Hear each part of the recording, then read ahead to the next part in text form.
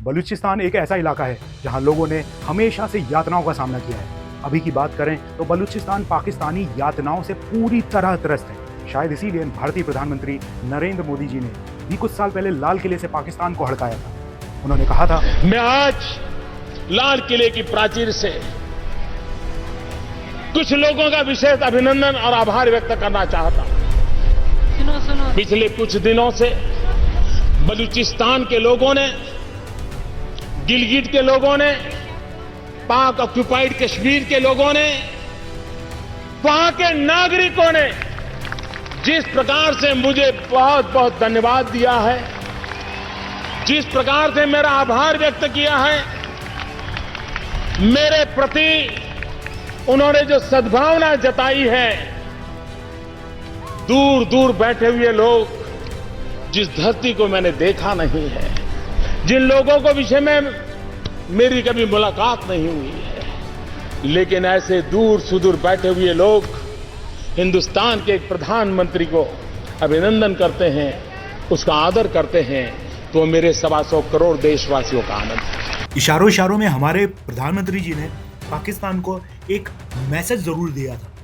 कि सुधर जाओ, हमारी नजर है तुम पर। लेकिन ये तो पाकिस्तान है, आसानी से सुधर जाए तो परेशानी ही किस बात की है। दरअसल बलूच लोगों की अपनी एक अलग पहचान, संस्कृति और इतिहास है, लेकिन समय समय पर यह बाहरी शक्तियों के अधीन रहा है। चलिए आज खुलकर इस पर बात करते हैं। दोस्तों, वीडियो पूरा देखने के बाद बलूचिस्तान का मुद्दा आपके दिमाग में पूरी तरह से क्लियर हो जाए। इस वीडियो को 4 पार्ट में डिवाइड किया है। वीडियो को पूरा देखने के बाद एशिया के इस हिस्से के बारे में आपके सारे डाउट क्लियर हो जाएंगे। बलूचिस्तान का इतिहास हजारों साल पुराना है। हड़प्पा सभ्यता से लेकर सिकंदर तक कई ताकतवर सभ्यताओं और सेनाओं ने इस क्षेत्र से होकर सफर किया है। बलूच लोग खुद को सेमेटिक यानी अरब मूल का नहीं बल्कि इंडो ईरानी मूल का मानते हैं। 12वीं से 15वीं सदी के बीच बलूच कबीलों ने इस इलाके में आकर बसना शुरू किया और धीरे धीरे यहाँ पर अपनी सत्ता कायम की। इस दौरान बलूचिस्तान का काफी हिस्सा विभिन्न महलों, व्यापारिक मार्गों का केंद्र बन गया था। इसके अलावा इस क्षेत्र में प्राचीन यूनानी, फारसी और मुगल साम्राज्यों का प्रभाव भी महसूस किया जाता था। ब्रिटिश शासन के दौरान 19वीं सदी में बलूचिस्तान ब्रिटिश भारत में शामिल किया गया। हालांकि इसे पूरी तरह अपने नियंत्रण में लेने के बजाय अंग्रेजों ने यहाँ एक नाम मात्र की सत्ता बनाए रखी और इसे खान ऑफ कलात के हाथों छोड़ दिया। ब्रिटिश सरकार ने इस क्षेत्र को अफगानिस्तान और ब्रिटिश भारत के बीच एक बफर जोन के रूप में यूज किया।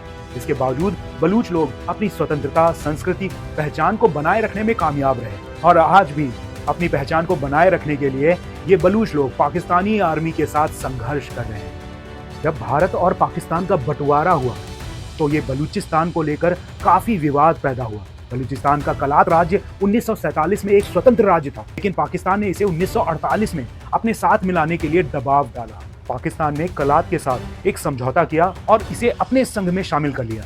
इस विलय के खिलाफ बलूच नेताओं ने खुलकर विरोध किया और उन्हें ये महसूस हुआ कि उनका आत्मनिर्णय का अधिकार छीन लिया गया है। इसी समय से बलूचिस्तान में अलगाववाद की चिंगारी सुलगने लगी, जो आज तक जल रही है। पाकिस्तान द्वारा बलूचिस्तान को अपने साथ मिलाए जाने के बाद बलूचिस्तानियों ने महसूस किया कि उनके प्राकृतिक संसाधनों का शोषण किया जा रहा है। उनका दोहन करके पाकिस्तान उसे अपने लिए इस्तेमाल कर रहा है। बलूचिस्तान में बड़ी मात्रा में गैस, तेल, खनिज और अन्य खनिज संसाधन मौजूद है, लेकिन इन संसाधनों का लाभ स्थानीय समुदायों को नहीं मिल रहा है। बलूच लोग अक्सर शिकायत करते हैं कि इन संसाधनों से होने वाले कोई भी आय पाकिस्तान सरकार द्वारा अन्य क्षेत्रों में खर्च की जाती है, लेकिन इनको नहीं मिलती। जबकि बलूचिस्तान की सामाजिक और आर्थिक स्थिति बेहद खराब है। इस असंतोष की वजह से बलूच विद्रोही संगठनों का जन्म हुआ, जिनमें Baloch liberation army, Baloch Republic army जैसे संगठन प्रमुख हैं। पाकिस्तान सरकार ने इस आंदोलन को दबाने के लिए कई सैन्य कार्रवाइयां की हैं, जिससे बलूचिस्तान के भीतर मानवाधिकारों का गंभीर उल्लंघन हुआ है। पाकिस्तान सेना द्वारा बलूच नेताओं और उनके समर्थकों के खिलाफ दमनकारी कार्रवाई का ही नतीजा है तो इस वक्त बलूचिस्तान इतना ज्यादा सुलग रहा है। कई बार बलूच नेताओं और उनके परिवारों के सदस्य गायब हो जाते हैं, जिन्हें बाद में कभी देखा नहीं जाता। इन घटनाओं पर पाकिस्तान सरकार अंतर्राष्ट्रीय स्तर पर आलोचना का सामना करती है। मानवाधिकार संगठनों और वैश्विक समुदाय ने पाकिस्तान सरकार को कई बार डांट लगाई है कि बलूचिस्तान में हो रहे दमन को तुरंत रोका जाए, लेकिन इसका कोई असर इस देश पर नहीं हुआ। आज बलूचिस्तान का मुद्दा केवल पाकिस्तान तक सीमित नहीं है, बल्कि वैश्विक स्तर पर भी चर्चा का विषय बना हुआ है। चीन पाकिस्तान आर्थिक गलियारा सीपेक, जो कि इस इलाके से होकर गुजरता है, बलूचिस्तान के लिए एक नई चुनौती पेश कर रहा है। यह गलियारा चीन को अरब सागर तक सीधा रास्ता देता है, लेकिन आम बलूच लोग इस परियोजना का विरोध कर रहे हैं। उनका कहना है कि यह परियोजना उनके संसाधनों का शोषण कर रही है। वो इस बात को समझ चुके हैं, इस कथित डेवलपमेंट का कोई फायदा उन्हें नहीं मिलने वाला।